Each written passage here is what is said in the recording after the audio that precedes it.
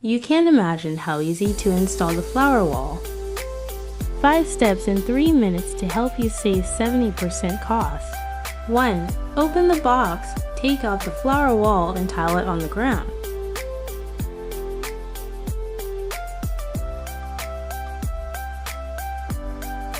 That's how we roll.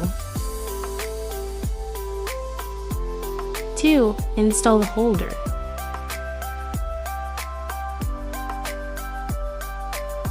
3. Use the tube across the flower wall.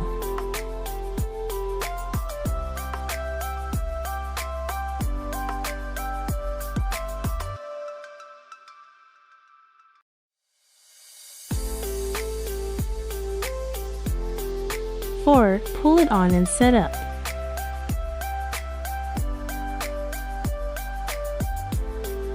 5. Across it. 5.